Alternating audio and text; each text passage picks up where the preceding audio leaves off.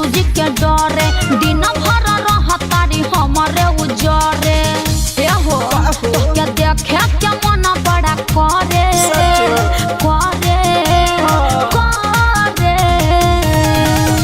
Hello बाबू, तुमको देखने का बहुत मन कर रहा है। बस सुना जल्दी आई भो मिले आई बनी बया परियानु हो बेचत सरियानु हो। अच्छा ले रह बहिरो हुंडा गरियानु हो अच्छा बेचत सरियानु हो। अरे तो जल्दी आ जा।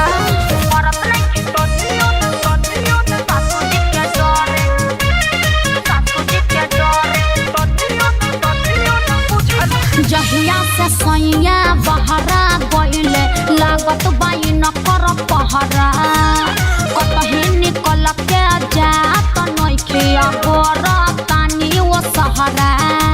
अरे कब बहो बोलना इहे फरमुला या जमाइले बानी दोसर कोनो चारा ना चले तोहरा के देखे खातिर सोना हमरो मनवा हो रे। कब आइबा तू हमारा जड़ी जड़ी जड़ी। अरे सोना बर्दाश्त नहीं हो रहा है, जल्दी आइए ना। अरे तोनी सब बर्दाश्त करो ना। मिले आई बनी बया परियानु हो बेचत सरियानु हो।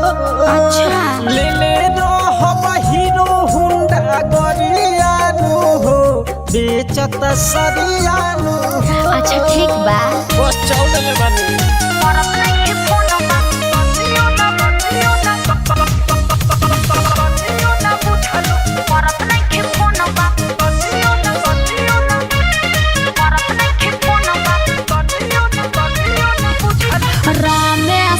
बिहारी जल्लू राजा हतु दिने दिने मिले के बहाने गजेंद्र दुआरा आई बकिने।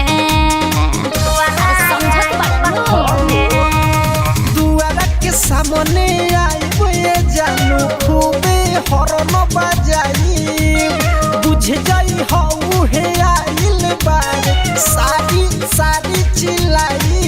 याद रखी है ना तो क्या कोई चिन्ह है चिन्ह है अरे चिन्ह है।